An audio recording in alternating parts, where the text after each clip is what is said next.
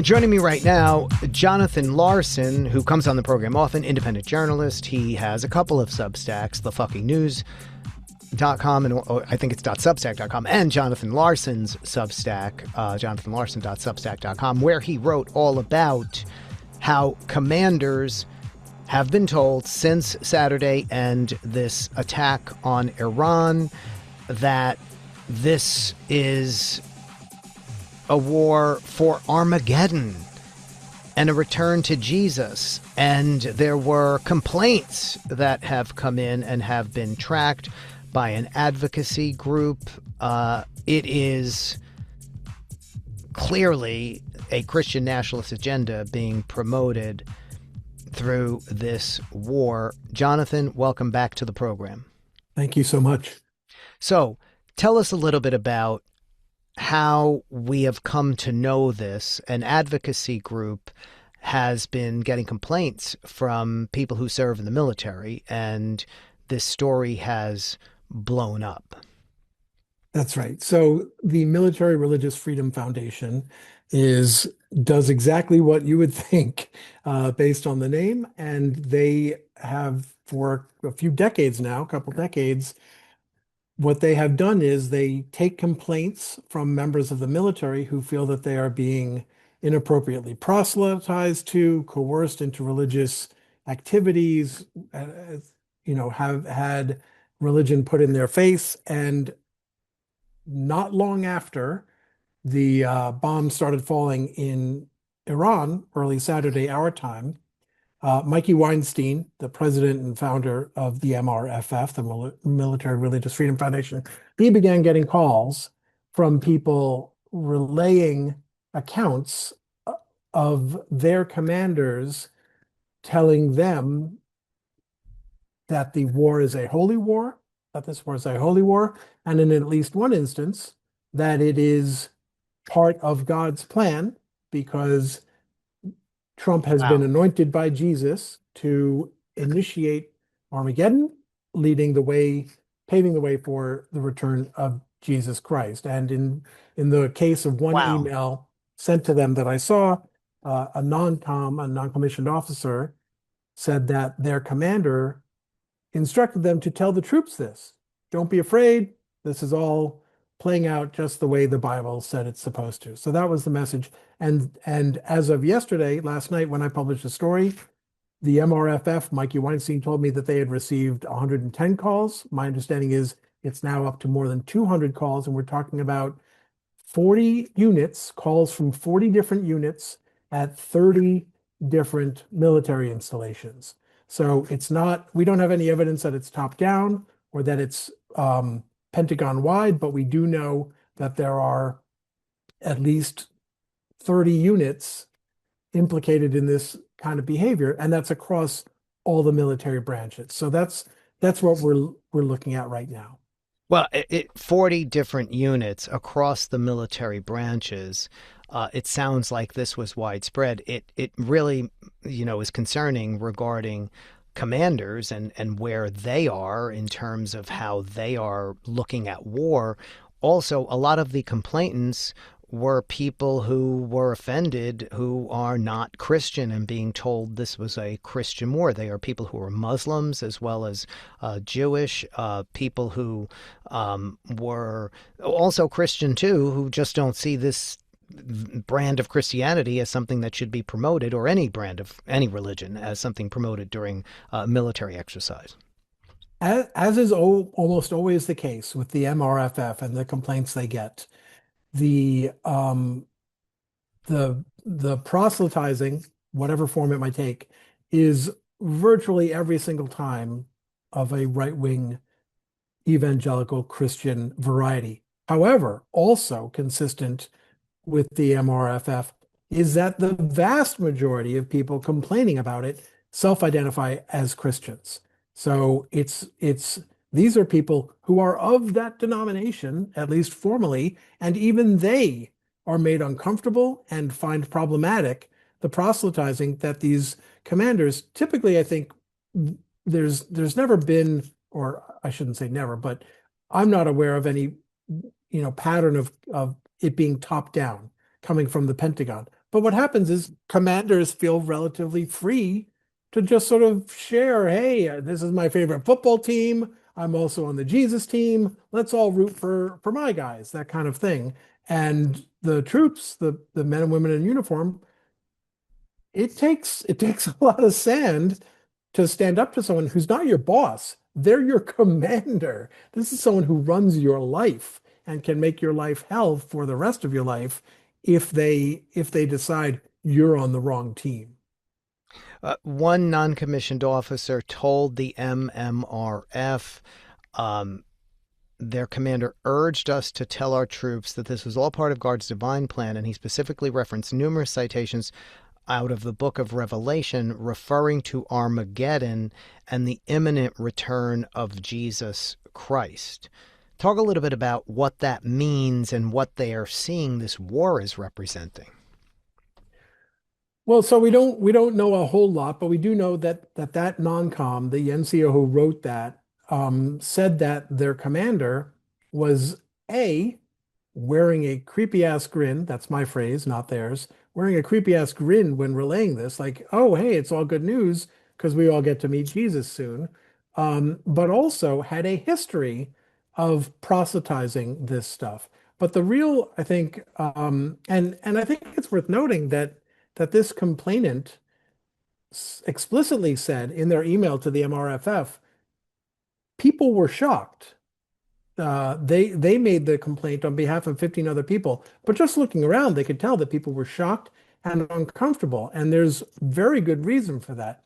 Even if you set aside all of the secular firewalls that we are supposed to have, ethically, legally, constitutionally, set all that stuff aside, it is still a grave strategic mistake to brand your war not as targeting a very limited in scope, unpopular religious regime in a country, but a religion, and to define it in terms Right. of denomination versus denomination, because now the enemy potentially consists of 1 billion people. That's a bad, you don't want to go up against that enemy. And this kind of rhetoric threatens to activate that enemy. And I will shut up, but the other point that the non-com made was that it that kind of personal, specific religious messaging, that's damaging to unit cohesion. That's damaging to morale. Having a unit, and this is a combat unit. They're not in the combat zone, but they are on, I think it's called ready support status, where anytime now they could be sent into that zone. And this guy has sent them off with a message not of unity, not even of patriotism, but of you've now been enlisted in the cause of my personal religion. Of course, that's going to be toxic to unit cohesion and morale. And I want to talk about how it plays out in a minute in terms of when you're engaged in a war like this, how it plays out publicly, how it's seen by people in the region, people around the world.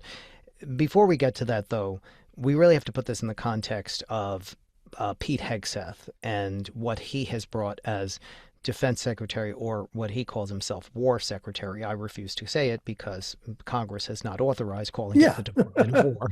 Um, right. but he Please address me has as Superman, Michelangelo. he has tattoos that are Christian nationalist tattoos. He's talked about his beliefs. He follows a radical extreme pastor who believes women should be subservient. I think he has one tattoo that's about the crusades. I mean, he's pushing every ugly trope about radical Christianity that many people around the world, particularly Muslims, are afraid of. Yeah, and in addition to all the personal things that you just identified, I think it's worth noting, and the Military Religious Freedom Foundation has certainly had something to say about this, but Hegseth, less than a year into his term as Secretary of Defense, he initiated a monthly prayer session at the Pentagon, not an ecumenical one, not not one that people feel free not to attend or not to pay attention to, but one that spotlights specifically over and over again every month the people who are in sync with his vision of radical far right evangelical Protestant Christianity. So there's that aspect, but And also it is at White House Bible study. this is a different thing. Yes, Okay. right. That's exactly what I was going to get to. It's super relevant, I would argue, that as you know, because I think I came on and discussed this with you before, Pete Hegseth last year became an official sponsor of what's known as the White House Bible Study, which is run by, it's a weekly Bible study. It doesn't, I don't believe it takes place in the White House, but it is done, I believe, in some executive office in Washington. This is the same guy, Ralph Drollinger, who runs also weekly Bible studies in the House and Senate when Congress is in session. And as I reported last year, Pete Hegseth signed on as an official, his name is on the pamphlet every week, sponsor of this Bible study. And the Pentagon even confirmed to me, they were a little coy about it, but I said, is he a participant? And they didn't say no, let me put it that way. So the reason this is relevant specifically is that not too long after I revealed that, you may remember we had the 12-day war, primarily Right. between Israel and Iran, but also there was a question there as to whether or not the US would intervene on Israel's side. And while that question was in the air, the subject of 2 weeks worth of Bible studies led by Drollinger was the argument that the Bible says Israel's enemies will be cursed and allies will be blessed. So literally, while Donald Trump and the national security apparatus was weighing back in June or whenever it was to join in on Israel's side, the guy who runs the White House, House, and Senate Bible studies was making a God-based argument that, yeah, of course we have to take Israel's side or we as a country are going to hell. Hegseth Right. was a sponsor and apparently a participant in, if not those Right. weeks, then others. He believes God commands America to support Israel. We have seen so many rationales for this war that are given, they keep changing it every hour. But, as far as Hegseth may be concerned, or a lot of other people at the Pentagon, the rationale, full stop, is to support Israel because God commanded us. End of story. I mean, it's hard to tell because there are two threads, right, of evangelical reasoning when it comes to supporting Israel. One is the biblical prophecy demands that Jerusalem and Israel be intact in order for Jesus to return. That's one thread. Drollinger takes a slightly different approach, which is he believes that God's covenant from the Old Testament is still in effect, that God will curse Israel's enemies and bless Israel's allies. So that's really sort of a defensive play that Right. Drollinger is working there. And it's not Right. clear, to answer your question finally, whether which of those two threads, if any, appeals to or motivates Hegseth in Right. whatever he's doing.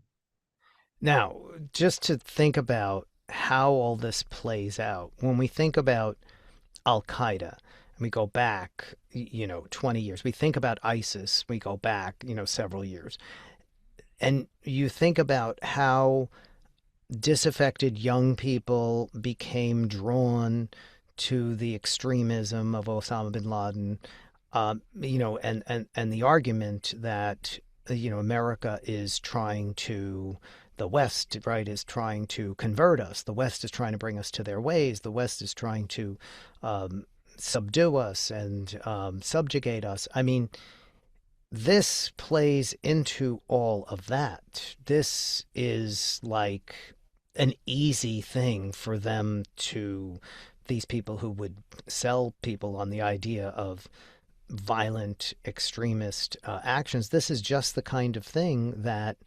radicalizes people because they're actually saying it and it's now public. We saw this, that's exactly right. We saw this in the run-up to the Iraq War, never mind in the Iraq War itself, but we saw exactly this dynamic, and it was quite clear even to the Bush national security apparatus to treat religion as a big surging third rail to stay far away from. Bush had that famous slip where he referred to a crusade, and wrong answer, and they quickly dropped that language. But yeah, to your point, if you think about all that inspiring video, right? Whatever we think of the strikes, it was inspiring to see so many Iranian people celebrating the death of someone who's been an instrument of oppression against them. But when this stuff gets said and gets out, how are those people going to react? Because they thought the campaign was directed against Right. Khomeini and the regime.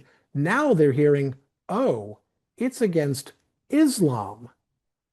Well, and That's a problem. I've been pointing out and bringing people to the history of, the Iranian Revolution going back to 1979 was led by students and young people who saw the U.S. as having put a puppet regime in place. And yes, it was a religious movement, and you're setting up the same sort of dynamic. That's right. And of course you can go back even further to 1953, right? We've been here before with the US deposing. It's like, okay, you don't want a democratically elected socialist in power, and apparently you don't want an oppressive theocratic regime in power. I guess you're really trying to steer us towards, free market capitalism. That really seems to be the sweet spot for you. But people don't like being told that, right? They didn't like it after 1953, and they don't like it. They're not going to like it now if Trump attempts to do what he has said is the perfect parallel and pull a Venezuela where they put in someone of their own Right. choosing. Amazingly, they're looking at the son of the Shah of Iran, the guy who had a secret police force and torture chambers. That's our guy. Oh yeah, I mean it's making the exact same mistake over again. I love though in that quote, Trump was asked, "What do you think?" And he was asked about Pahlavi, and he said, "Well, we're not thinking too much." And I thought, yeah, that's the whole story of this whole war. You're not thinking too much That's about right. anything. I That's mean, right. he said the thing about, maybe Venezuela would be a good model, but then he's also talked about how, I think the Revolutionary Guard will just put down their arms and surrender to the Iranian people. I do sort of cherish the image of some poor Iranian civilian walking down the street and having like a battalion of Revolutionary Guard walk up to them and say, please take us prisoner. Like, Exactly. what are these? Yeah, it's just absurd. I think it's reflective of the fact, I think it's is that Trump is extremely and in some ways understandably enamored of what he was able to pull off in Venezuela. Never mind 80 plus people dead on the Venezuelan side, a lot Right. of them Cubans, but Yeah. no, not a single fatality on the U.S. side, and you got rid of Maduro, who had been there for years. I think I Right. think Trump is very much on a Venezuela high, I hear you. thinking, I want some more of Yeah. that, please. Jonathan, always great to have you on. Sorry we have to leave it Yep, there. I appreciate it and the discussion, and we'll speak to you again. thank you. Jonathan Larsen, make sure you read Jonathan Larson's Substack, jonathanlarson.substack.com, and the fucking news.substack.com. We're back in a few minutes. The Michelangelo Signorelli Show.